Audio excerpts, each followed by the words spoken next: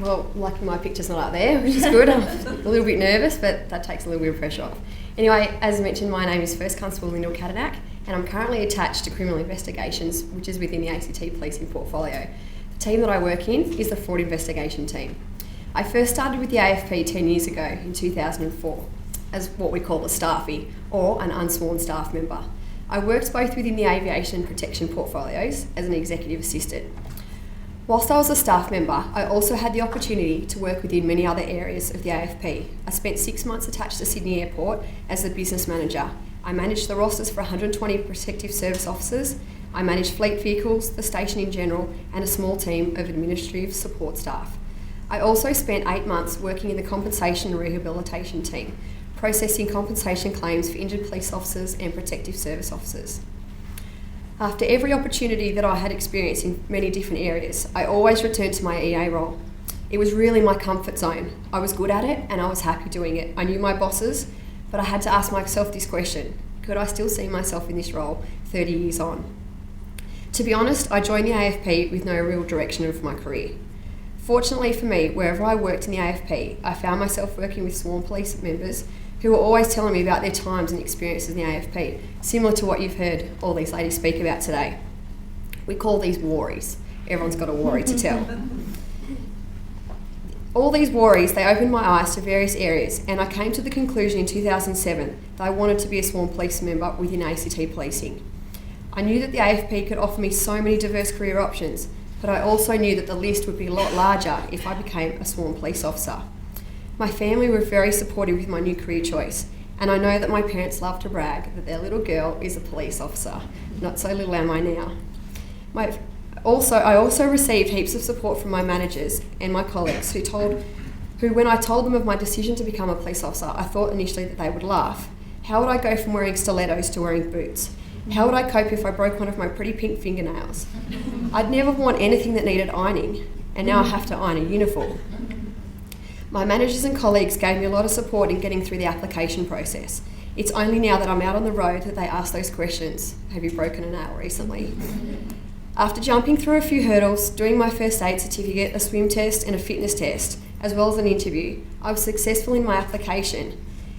And I was logged on to Federal Police Development Program 1 of 2008, which graduated in mid-2008. When I reflect on my time here in this police college, sitting there where you are, I'm now standing here today. I had a tour tonight, and what was it that I really came to mind of the police college? For me, the PT, the gym, and hopefully you'll get a tour of that tonight. While others on my course think that we did too much PT, I always thought that we never did enough. My college sergeants always said to me that I had to improve on my paperwork and spend less time in the gym. My response to them was, if you can't run after and physically catch your crook, what are you going to write about? Needless to say, I've now improved my paperwork and I work in fraud investigations. After I graduated from the police college, I was posted to Belconnen Police Station. I still remember my first job at Belconnen Police Station. I dealt with a female shoplifter, probably similar age to many of you in here. I still remember my first death. It was a suicide, and I distinctly remember how confronting this was for me. I won't go into details, but fortunately, there was a lot of support networks in the AFP, and I got a good debrief at the end. I still remember my first foot pursuit, that adrenaline running through my body when we caught the offender. Probably a good time to mention that I outran my male counterpart. But let's just say he wasn't too far behind, and he was able to assist me with the arrest. Speaking of male counterparts, since becoming a sworn member, I've always found myself to be one of 2 females allocated to the teams that I have worked in general duties and in fraud. I've heard the phrase thrown around by some of the boys, she's just one of the boys, which at the time I thought was pretty cool. However, as more and more females, hopefully you, come on board and enter the AFP, makes me think, am I one of the boys? Or are these boys just part of the ever-expanding girl group? Since commencing at Belconnen Police Station, I've managed to juggle a lot of things, such as getting married, yes, my partner too is in the AFP. Since this time we've had 3 kids, all of which are 3 and under. I've maintained my full-time career, and about 18 months ago I moved into criminal investigations where I've been working with fraud. In my time with ACT Policing, I've been very lucky to have the support of many people across the AFP. From my bosses to the human resources and payroll teams, we work a pretty set roster. Shift work, night shifts, but I was given a lot of flexibility as I've had such a young family so quick. I've been able to maintain a flexible roster with the assistance of HR to work around my husband's shift work, his deployments, and our children's daycare.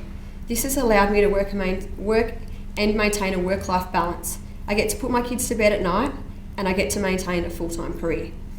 Admittedly, where I am now in the fraud investigation team, the hours are a little easier. We investigate money, so we work predominantly bank hours, what we call them. But we do a mix of weekends, and we also do a mix of night shifts. So where to from here? Well, as I mentioned, I work in criminal investigations, in fraud. It's just one area, but there are many more. I'm going to work towards getting my detective's designations, and I'll also have the opportunity to work in other teams, as mentioned before, sexual assault and child abuse, drug and organised crime, and response crime. The opportunities, they're endless. Both in my time in general duties and in criminal investigations, I've had so many opportunities. We could talk all night about it, but unfortunately, I've only been given 5 minutes. So what do police do? Yep, we get to drive fast, we lock people up, we give out traffic infringement notices, we save people's lives. But did you know that we also get to attend royal events, VIP events, we do organ donor runs, we go to sporting events, visit schools, and obviously we come here tonight to encourage you guys to apply for the AFP. So I'm supposed to touch base on the topic of gender balance and workplace diversity. I've been fortunate to say that I've not experienced any difficulties so far with workplace diversity, nor have I enjoyed any negative reactions from male police members during the course of my work here. When I first started in policing, it was pretty much the done thing that a female and a male were paired together. That's alright, because I already knew some big bloke would have my back. But times have changed. It's quite often now that two females will go out on the road together. The only people that would criticise us, as mentioned before, would be the general public, not our own. I've worked at quite a few different departments, workplaces in my life, but no job has been as rewarding and as satisfying as my policing career here with the AFP. I've played many team sports in my life, but you cannot get close to the experience of working in a team with police members where you're not relying on each other to get that goal or that point. You're watching each other's back to ensure that you go home safe at the end of your shift to your family. I hope there are people out there questioning whether to join the AFP or ACT policing. I did my research like you are, like you're here tonight. I asked questions, I went to lectures. I had a lot of questions for people and they were able to answer them, so hopefully tonight at the end, my colleagues and I can answer some of your questions. If I could give you any advice in regards to joining the AFP, I'd say do it. Thank you.